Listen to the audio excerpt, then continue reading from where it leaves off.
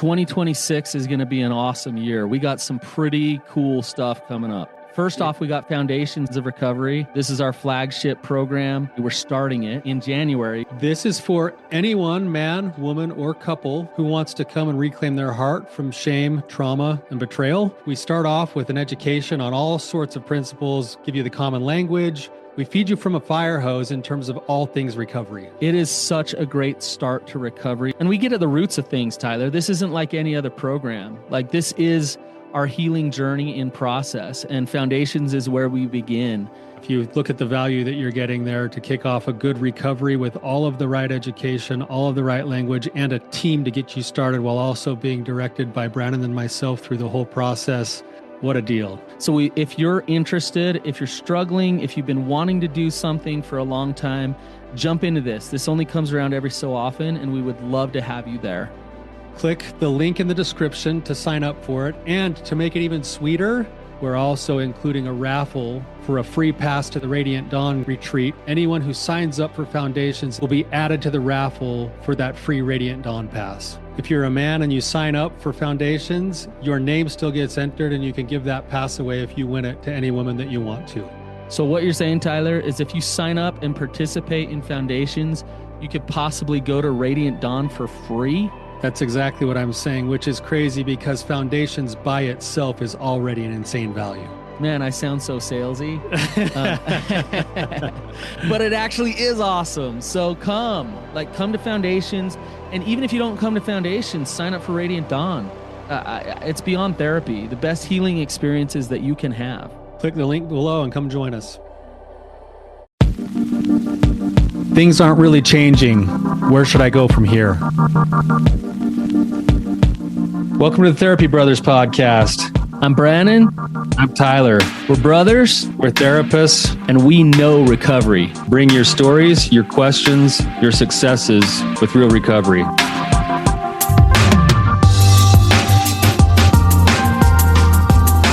Hey, Tyler, you ready to have some hard conversations? Let's do it. Let the Therapy Brothers podcast begin. What's up, Tyler? Brannon, what's going on, man? Not much. I want to say a couple words to you, see how you respond. Okay. Pro wings.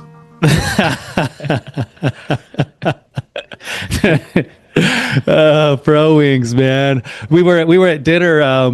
When was that? Last night. We were at dinner last night at Mom and Dad's place. They're back in their house where they were gone for a couple of years, and we're sitting around the dinner table. Dad gets up and disappears for a minute, and he comes back. I don't know why he's held on to these for so long, but he comes back with a pair of Pro Wings, and he's written in pen on the toes. They're like just hammered, like the toes are all worn out, the shoes are worn down.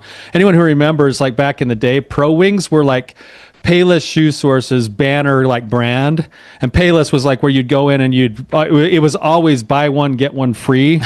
And the shoes, and they were like $5. The shoes were made out of like plastic, you know.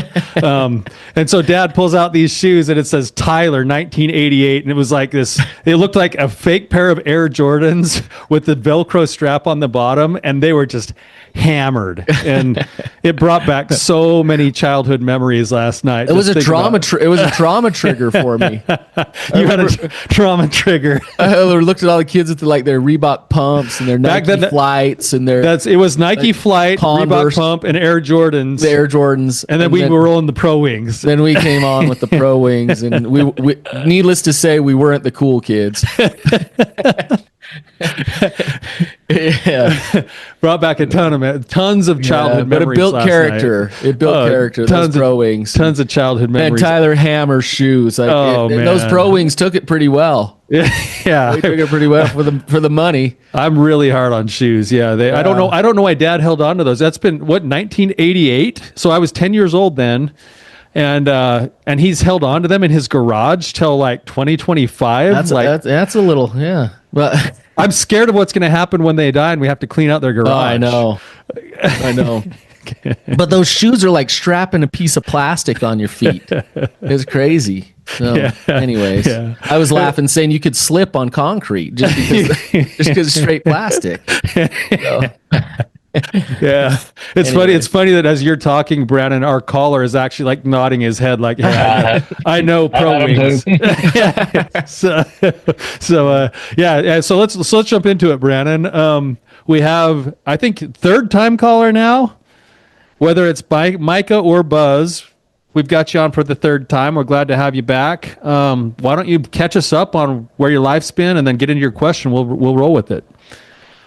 Sure, guys. Thanks again for letting me be on the show. Since we spoke last time, a little recap. My wife has, admitted that she needed some professional help to deal with my past porn usage and all the goodies that go with that. Since we last spoke, she has made and not kept 2 appointments with a therapist. First time, one of the kids had something going on, and I can kind of excuse that. Yeah, the kids, didn't have enough time in the schedule to be able to make the appointment that day and had to cancel it. Second time, she had a dentist appointment, a checkup or cleaning or something like that in the same town, just across town from it, and that's about an hour away from the therapist. And she got done with the checkup at the dentist, and she said, I just didn't feel like going, so I didn't, and drove back home. And I asked, so and it's like a month later, or when I was checking up, hey, how'd that go? How'd that appointment go? And she was like, I haven't rescheduled it. I feel like third time will be, 3 strikes and you're out. And I don't want to schedule one if I don't know I can keep it. And I don't know when I can keep it because, I had my oldest daughter graduated last month. She wanted to wait to get through the graduation. My 2 boys are playing Little League baseball. She wants to wait till baseball season gets over with. And that wraps up this weekend with All-Star tournament. And she has, as far as the intimacy part, any human affection over than just a hi, good morning, give her a, shoulder side hug kind of thing. Kiss on the forehead when I'm leaving the door, walking out the door in the morning. It has not progressed at all. Beyond anything that she would give one of her brothers. And I know that it's going to keep going like this until I put my foot down, make a standard, say and say this has got to change. Even my 2 older kids at 18 and 15 are like, why are you letting her do you this way? Why are you sitting here taking this? My older daughter says she knows that, she's just straight up says that she knows that divorce is down the pipe if things don't change, and she's already made peace with that being the best thing there is. My son is like, you know how to fix this, don't you? Just you need to end this. He straight up told his mom the other day, I'm gonna grow up being one of these men that hates women, and guess who's gonna be responsible for that? Straight to her face. Jeez. Yeah. And it's just, I at some point I know I'm going to have to just say, look, you're going to have to make a commitment to doing some work on this relationship if you want this thing to go, because I can't just sit here and keep taking it and taking it and taking it and sit back like your little personal emotional punching bag and I've kind of, being that I was the betrayer in the relationship with pornography addiction, I've kind of gotten in my mindset that it's all my fault, so I just have to take what comes. But I've kind of gotten past that, and I'm in a healthy place now, and I deserve love. I know that, and at some point I've got to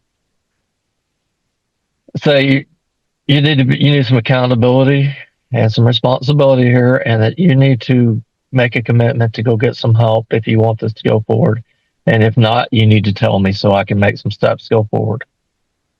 And I just need to know how to have this conversation. And if things go forward the way I think they're going to go, how do I need to take those steps?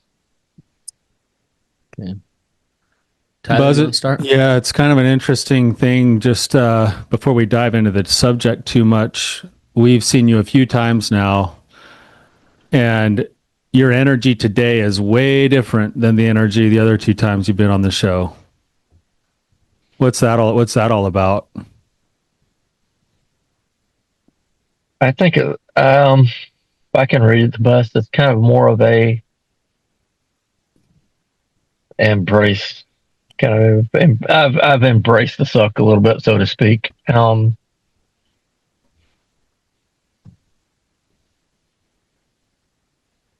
Instead of, I guess you say I've lost a degree of hope that the marriage can come back to be what it needs to, what I hope it can be, and I've realized that a lot is going to change, and I think I'm asking too much. Okay, so and there's been a lot of times that I like myself as I'm still doing internal work, learning that in a lot of my past, because I had a past betrayal happen to me, and my addiction was not always about me, was about a lust problem. It was a coping problem. It was me. It was a solution, not a problem. It was what I was using to cope with the feelings of unwantedness and unacceptable. And even now, I do other little things that are not necessarily bad. You know, mentioned I play guitar. I use guitar as a lot of time as a coping mechanism. I'm an avid fly fisherman. I recently took up fly tying, and I think I use that sometimes after a long day to go put my mind in another place to forget my problems. And I do that. I'm finding that even my eating habits reflect how my day went, and I'm starting to identify these things inside. And like you said, back on what my energy is, and right now is a whole bunch of just kind of accepted the way things are, the way this, what road I'm on right now. And there's a sadness there because I'm going to lose what's been so valuable, what I wanted for so long was, you know, a wife and kids and a family. I'm not going to lose my family because my kids will still be there, but basically I'm going to choose to blow my family up and blow my marriage up if I keep going. Okay, so because I'm making it, because I'm going to have to make a stand to either pursue some happiness or stay where I'm at. Okay, so that's there's a couple of things I want to say before we get into this. Is that, you know, Brannon and I, you're probably going to leave here having been pressed on a little bit. And before we do the pressing, I just want to acknowledge that I see the pain you're in. I see and feel a sense of dejection. I feel a sense of sort of like almost like being resigned. I do sense a little bit of resentment towards your wife. And I just want to acknowledge that if any of those things are true, I see it. Yeah. And those feelings are different than the feeling of actual surrender and acceptance, even though they might be a part of the pathway to get there. Okay. So if you're making your decisions from this dejected, hopeless, resigned place, that's not necessarily acceptance yet. Okay. Your heart's going to have to get to a place of peace to make that decision with confidence. I don't have the confidence. That's, if I had the confidence that, yeah, I'm doing the right thing, what's best for the relation, for my kids, for me, then this would be a whole lot easier. I mean, I could move forward, but right now there's not peace. It's pretty much a lot of turmoil that. Sure. Well, the situation is tumultuous. Micah, yeah. I was going to say exactly what Tyler just said. Does your wife need to be the bad person for you to move forward?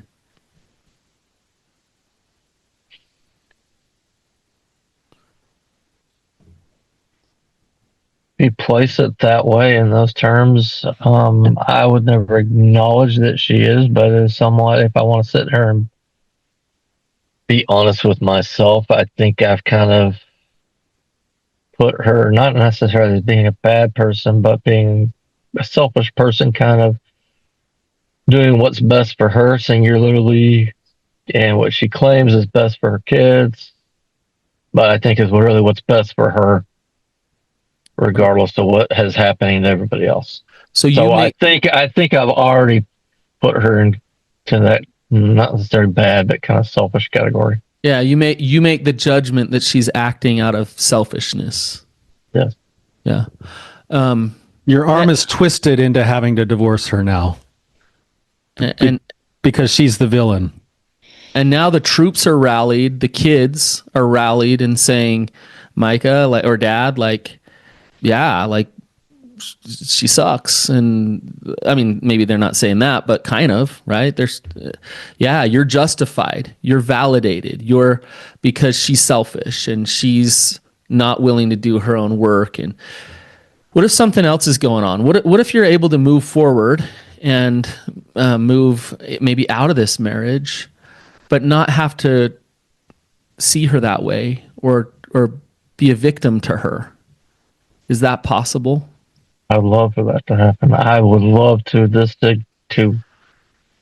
I think the healthiest thing would be for this to end in a friendly separation, one where we can agree that this is the best thing, no hard feelings, shake hands, and agree that we need to parent from two different locations, but still be on, or we're not fighting about an issue every time we see each other. That's what I'd love to see happen.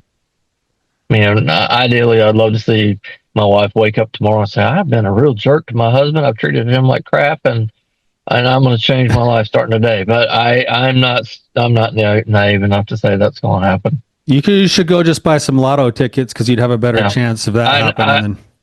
I know that's what I for a while honestly prayed. God, just wake up my wife, let her wake up today and say, "Oh, what have I been doing?" And I've just kind of realized that that's not how people work, and that's not how God works, and it's just not going to happen. Well, but let's I'm going to be annoying here for just a second, Go Micah. for it, yeah. From her standpoint, it's like, okay, I got this guy next to me who his energy is that he plays the victim to me. He sends me messages that I'm not doing enough of my own work. I'm not giving him what he wants. I'm not giving him the intimacy that he wants. She's not going to roll over and be like, "Hey, let's get it on." Like this is so attractive. She's not going to, like, you have a part in that, Micah, of her snapping her fingers and being like, "I want you." To her, you're probably not that attractive. Right? Probably. Now, do you understand why? Do you understand why I say that?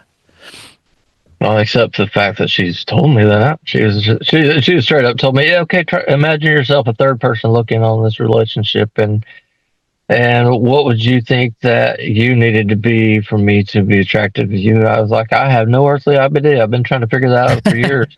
Give me some hints. She said, "No, you're gonna have to figure that out for yourself. I'm not giving you the roadmap." Right. So what Tyler and I are saying to you is a big one right now, because we're trying to help you figure out how to step into your power as a man, and not fall back into this place of like victim, and your trauma is saying like, I need to be justified to have these boundaries. I need to be justified to step away. No, you don't. What you need is to really know yourself, trust yourself, and act in truth, whether that's leaving her, whether that's staying.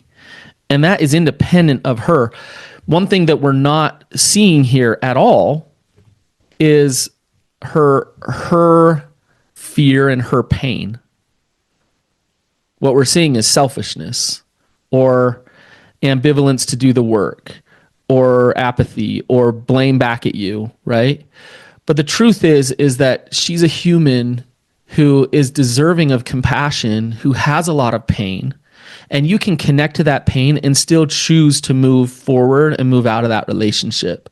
And you can model to your kids how to love somebody in their pain, but still be a strong enough person to have your own healthy boundaries at the same time. Do you see what I'm saying? I do see what you're saying, and I feel that right now, being that it's I've slept in the spare room for 3.5 years now. Slept separate apart, and it's every night feels like a betrayal. Every night when I poke my head in the door, say goodnight, have a good night, and trudge up the stairs, go to my room, feels like I'm taking the walk of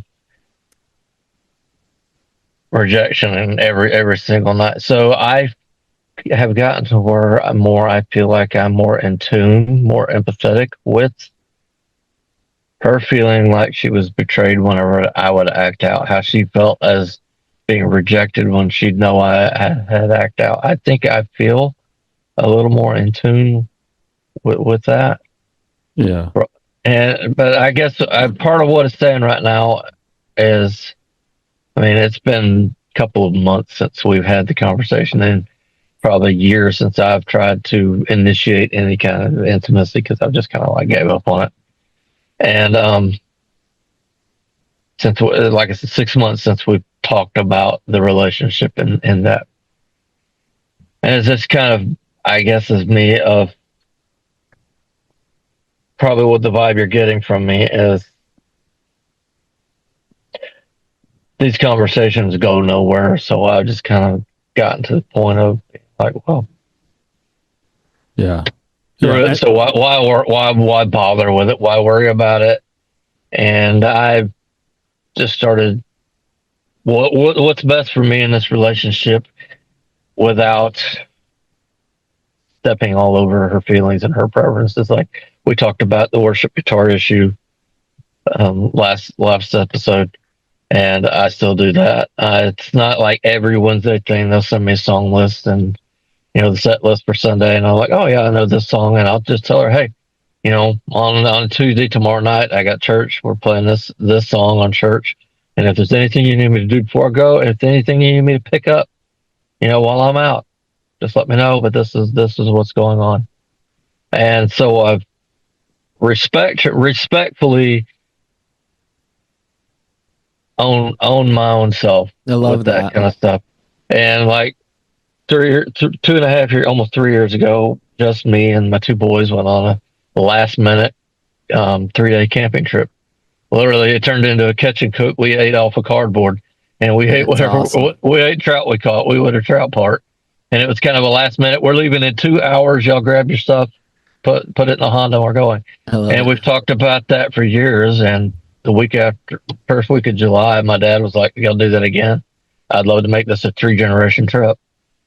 So I talked to him. We scheduled a date. He's the senior citizen, so he gets the discount. So he made all the reservations for the campground and agreed to bring his RV this time, so we don't have to bring the tent. And he made the reservations, and I walked in and said, "Hey, this is what's happening a month from now. If there's anything that you would like to see happen before we do this, let's talk about it." But I'm just letting you know ahead of time that me and the boys are gone on July the 7th. And yeah, I got some resistance. Well, what about this? What about that? I'm like, what when do we get to? I'm like, you just tell me when you guys want a girls trip, and I'll make it happen. I've never told you no if you want to go somewhere. So don't come to me saying, what about this? Whenever you've never asked. I mean, so I am stepping out, owning, making some moves to say this is real for me. This is what I want to do, or this is what the boys and I want to do. But Micah, at the same time, I'm trying not to step on everybody's feet and be empathetic. But at the same time, I've gotten to the point right now that I've kind of got more of the what do I want to do with my life kind of stage. Okay, that's okay. So the energy that you're approaching this with is still got a little bit of a heart at war to it, even though you're doing some really decent things with your own recovery. Yeah. And would you be willing to just kind of do a little exercise with me, just for a second? Absolutely, go for it. Okay. First, let's set the baseline that the decision that's being made is whether or not to stay or to go. Okay. Let's say the decision is already made that it's right for you to go. Okay. We're not even going to try to change that decision right now. Right. Okay. So you're going to be leaving no matter what. Your wife has a therapy session in the same town as the other doctor's appointment, and she misses it. What does that mean? To me? Yeah, what does it mean? What did it feel like to me whenever I found that out? It meant to me that even though she was tired from going getting her teeth cleaned, I guess because I do things a little differently as a man, I've got something that needs to be done. I dig down deep and I find the energy to go do what needs to be done. But to me, it felt like the relationship that she and doing the work that she has admittedly out of herself, out of her own mouth, needs to be done for our relationship to move forward wasn't important enough Okay. to put out the effort that day that it needed to be, even though she did not feel like it. Okay, that's your story. Boom, there it is. What's her story? Come up with 3 different stories that would be her stories if you were in her shoes. I drove an hour to get to this dental appointment. Had to sit in the dentist's office for an hour to wait for the dentist to wait for my turn. Went in, got my teeth adjusted, my implant. She had the implant. She had to go get adjusted. I got my implant adjusted. By the time it was over, I was already been away from the house for 3 hours, and all I could think about is I need to get home. I need to get supper on. Okay. I got things to do, and right now, trying to go talk to somebody about my problems and about my hurts and my feelings is the last thing I feel like doing. Okay. That's what I would imagine it felt like. That's possible that could be the case. Could I throw another one in there that could be the case? Go for it. Man, I am clinging by a thread to this relationship. I know that I got to do some healing, but I'm afraid that if I go in and start opening up my feelings, number one, I won't be able to be as good of a mom as I try to be. I'm really afraid that what I'll find is that I probably need to cut ties, and I don't really want to lose that relationship yet. And I don't even know if I have the emotional energy, and it's not even my fault. I shouldn't be having to go to therapy in the first place. And so now I've got all this on my plate, all this pressure to try to figure out how to save my marriage with problems that I now have that I can't seem to find the bottom of. And I can't feel safe enough to even go look at doing that work because I feel this pressure from my husband all the time. And he doesn't even realize that I'm trying to stay in the relationship. So the way I stay in the relationship is by not looking at the hell he's put me through, because I don't know if I can tolerate it. Is it possible that she feels any of that? I know she has felt that. So I'm fighting for my marriage by avoiding the pain that I know I have to go through. Now, I'm not saying that's right, but it's possible that she's looking at it from such a different lens than you that you're feeling resentment when she might have good intentions. And what would happen if you were to step in, even though you're going to leave her, because we've already decided that's going to be the case, but you were able to step in with a ton of love and patience. And the next time she missed her therapy appointment, you were able to say, oh man, I see so much pain. And I realize that I'm still in the way because I've put all this pressure on you, and because the focus is always on me, and because your healing will probably never take place while I'm in the picture here.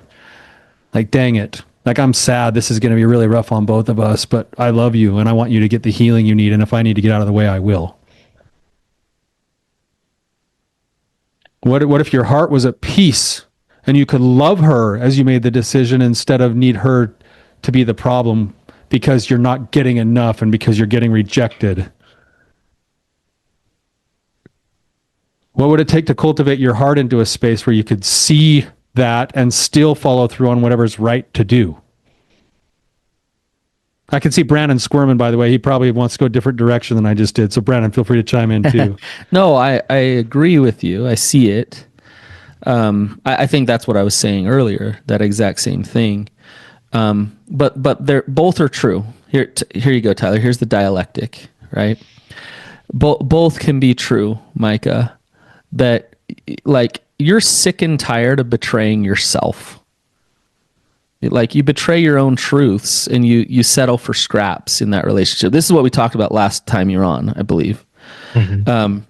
Where, you know, how long are you going to go and not have good connection and intimacy in your life? How long are you going to go and have an unhealthy relationship? And you know, inside your heart, you're not living your full life because you keep betraying yourself because you've been protecting this relationship. right?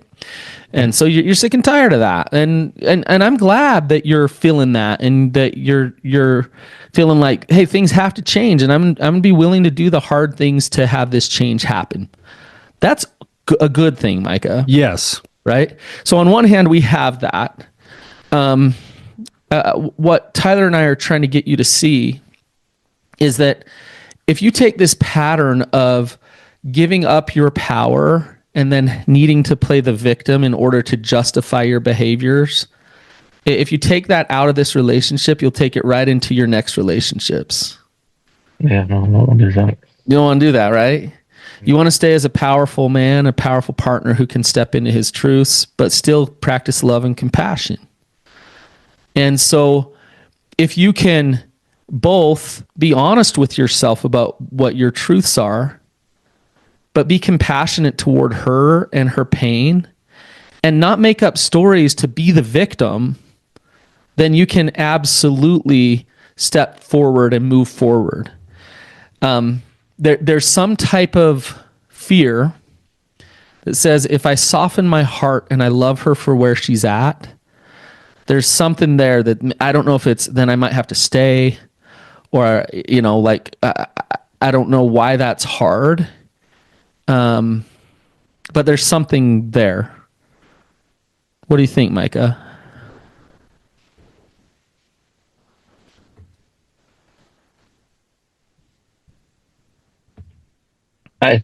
I don't know. I at one point saw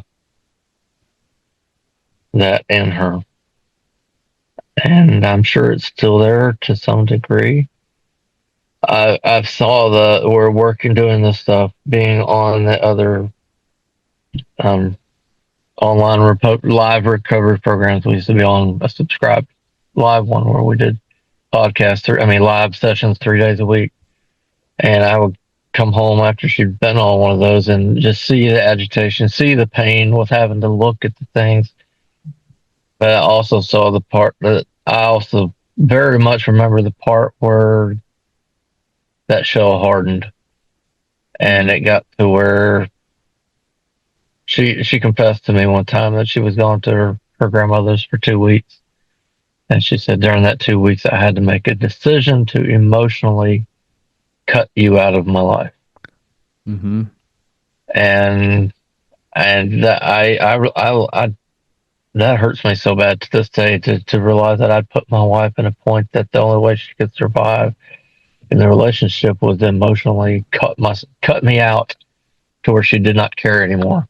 And she even to this time, even right now, we share a TV subscription with several family members, got a family plan outside of our home.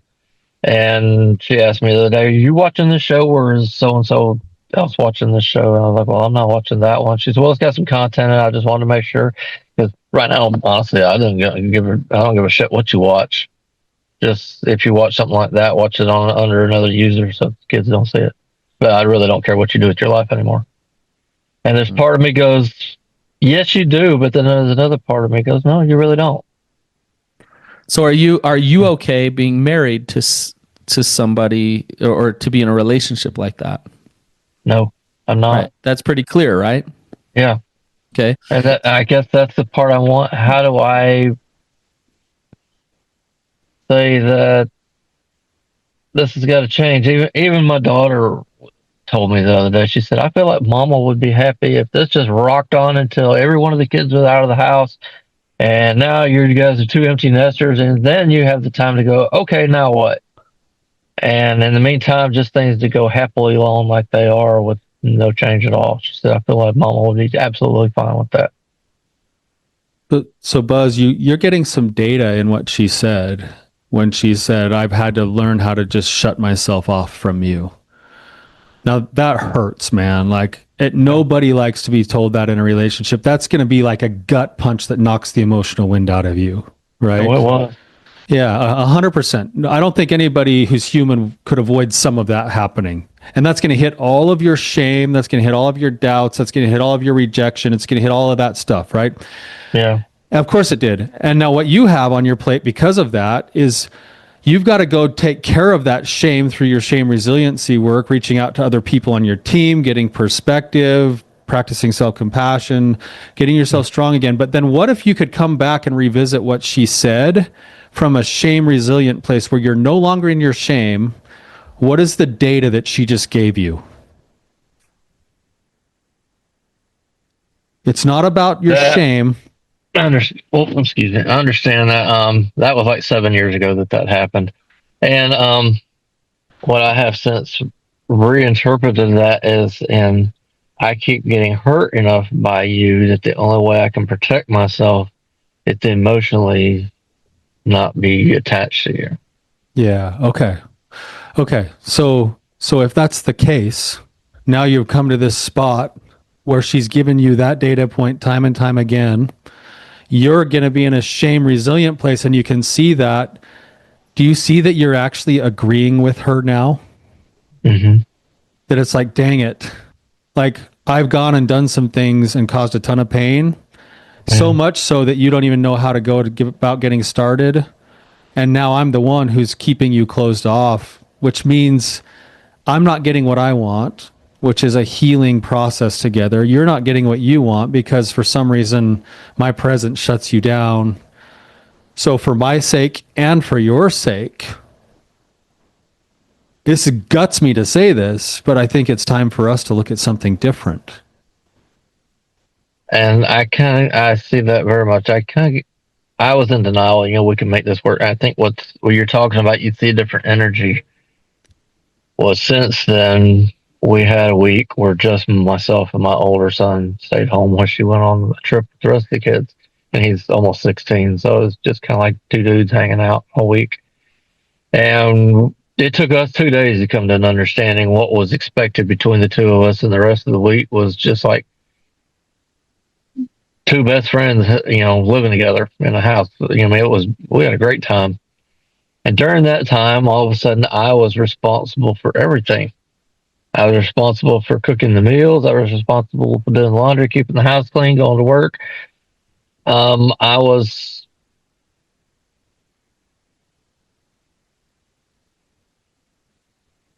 don't know how to say it, but it was just kind of like I was all of a sudden finding myself at a liberty to make choices, make decisions myself, instead of having to make decisions based on what somebody else. So how's this going to affect? What's she going to think about this? And there was a piece of me that matured, that became a man that week while I was by myself. And that blew apart 30 seconds after she walked in the door, and I became that inner child again. And because we had to run in before she 5 steps in the door, she looked around and said, "So what'd y'all do all week? Just sit around?"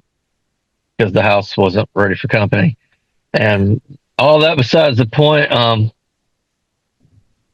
that's kind of got me with the place, because that 1 week of me just growing and maturing by myself without interference, I realized that no, this is the man that I want to be inside. Somebody who can think for himself, who has this strong, secure place. But I realize I'm not going to do that unless I'm by myself, which is the last thing I want to do, is be by myself, because I'm terrified of being alone. I want to tell you a story real quick. Yeah, go for it. So I was working with a client years ago. They had a bunch of kids, this married couple, bunch of kids. And he same thing happened. His wife came to him and said, "I'm done with emotional connection with you.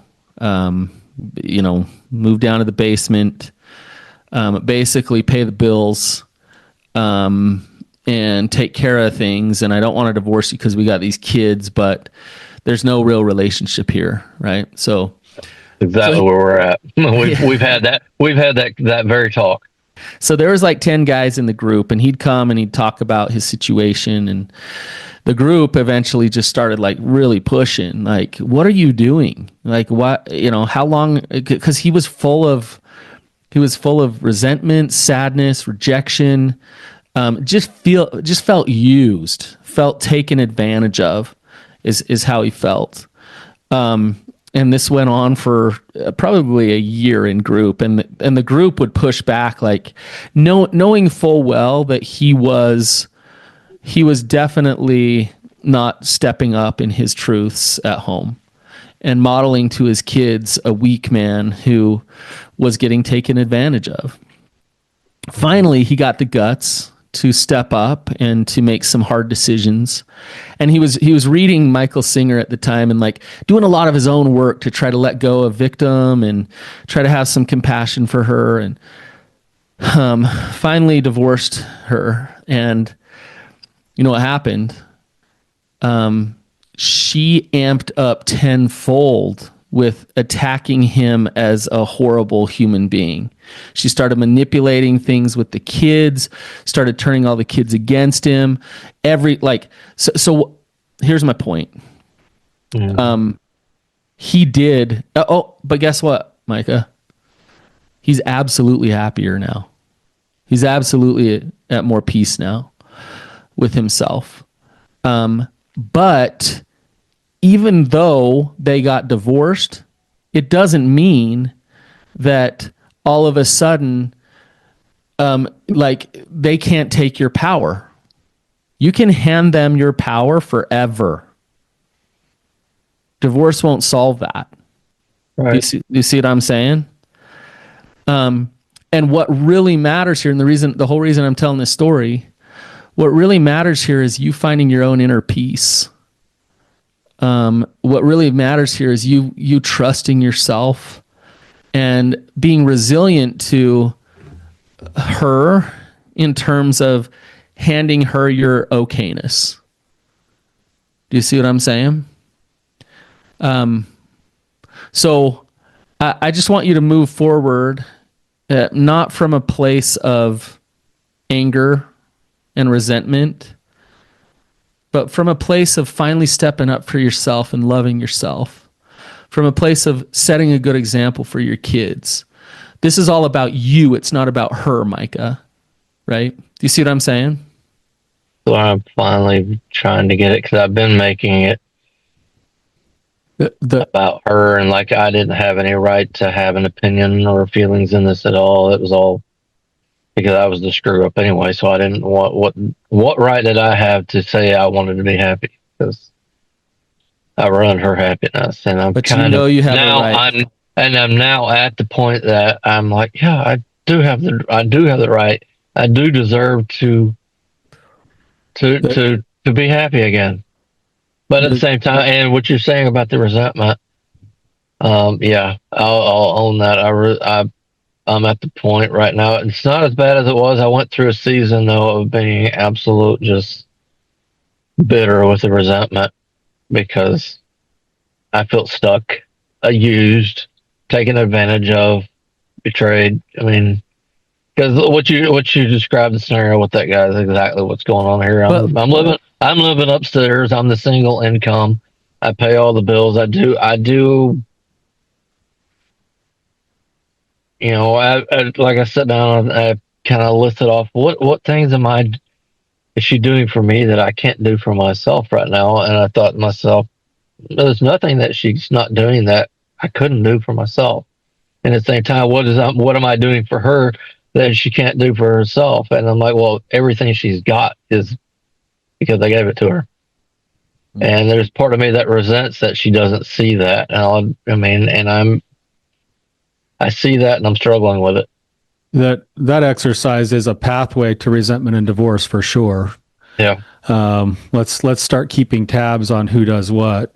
I like where Brannon's going, and I think maybe what we're seeing is that you've gone from one end of a spectrum of, well, I effed up, so I can never have a voice, and I just need to make sure she's always happy, this, that, and the other. And now all of a sudden you started doing your own growth into like, actually, I'm kind of worthy of a good life and love and belonging and having connection in relationships, and all of that is amazing work.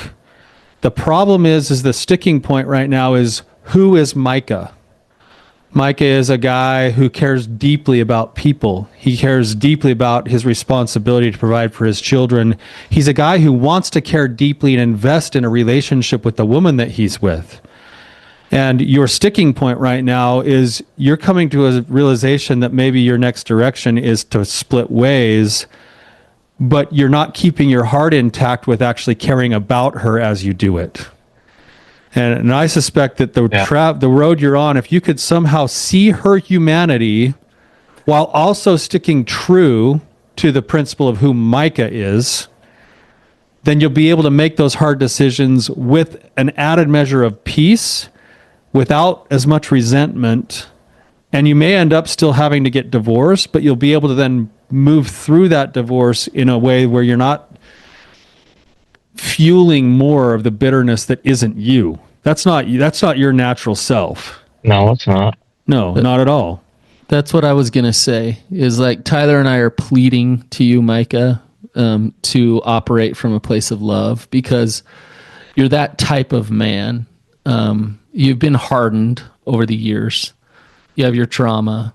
There's been a lot of resentment, but you are a good man who creates good things and operates from a place of love. And we want you to step into that and maintain that even through something as difficult as this, probably one of the most difficult things you'll ever do in your life, the next few months, right? But you can do it in your power and not in your weakness. Your power is loving. Yeah. Not from fear. So because we believe in you, Micah. And I'm just really grateful that you've come today. You know, we haven't resolved anything. I've pushed you hard because I believe in you.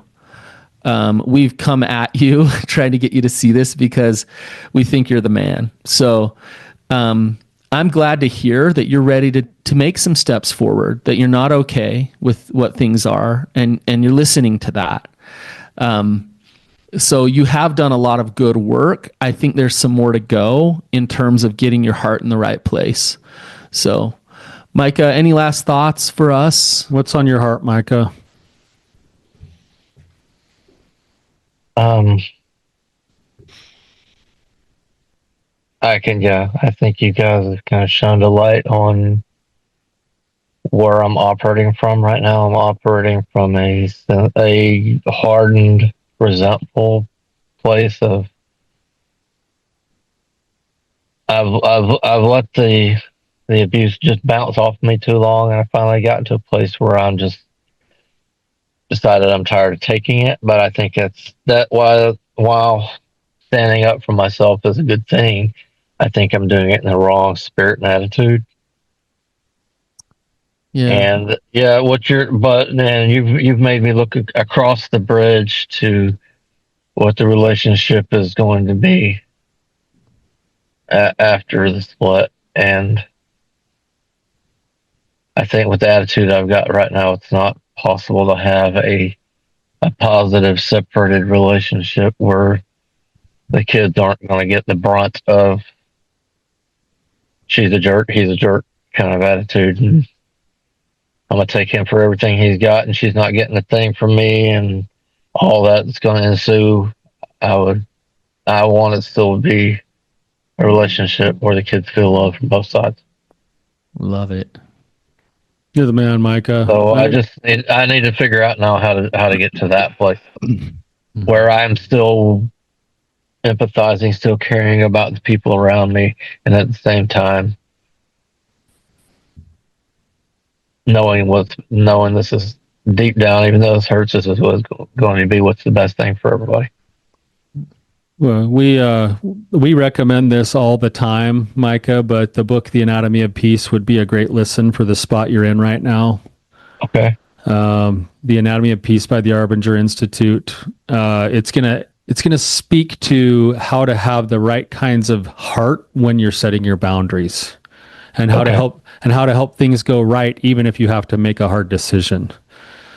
And I think that's you're right there. I mean, I can hear it. Like Brannon and I have interacted with you enough to know that you got a heart of gold, and it's kind of painful, I think, for me and maybe for Brannon to see you in this other space that isn't really you most of the time. And you're there because of some true principles that you're learning, but now we've got to figure out how to get the poison out of it and merge the two together of who is Buzz with the new learning that he's had. Right. And you're there. You're moving that direction. So it's been a really good discussion, and just really appreciate you being vulnerable here with us. And we'd love to have you on again, see how this goes moving forward. The story doesn't end here, right? I'm sure I'll be back.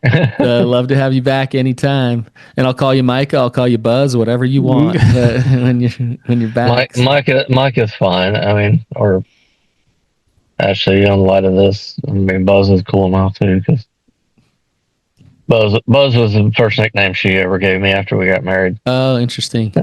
She gave me her my first do-it-yourself haircut, from your wife. Those are always epic. And she forgot to put the guard on, and she literally gave me a reverse mohawk down the middle. So the barbershop had to literally cut it off at 1/4 of an inch, and I always had this really nice hair, all my life. So that was the first time I looked like a cocklebur. So, and so she was like, "You look buzzed," and whenever I came home and got a kick out of it, and she little notes that she found her. I cleaned out my attic this week. That's the project I'm working on before the fishing trip, and I found little. It was kind of sad because I found all the little souvenirs she had saved up in the attic from our dating.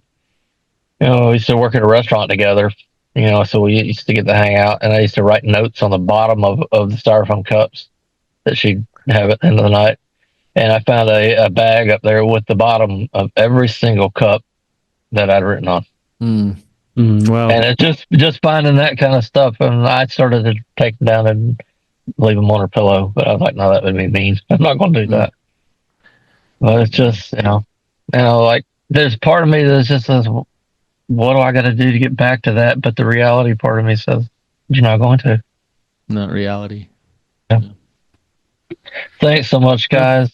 Gave me a lot to think about and to work on, and until next time, God bless. Thanks, Micah. And to anybody listening, if this struck a chord, then just send some good energy Micah's way, and come on the show. We'd love to have you too, and we can talk through things. So, and until next time, keep on keeping on.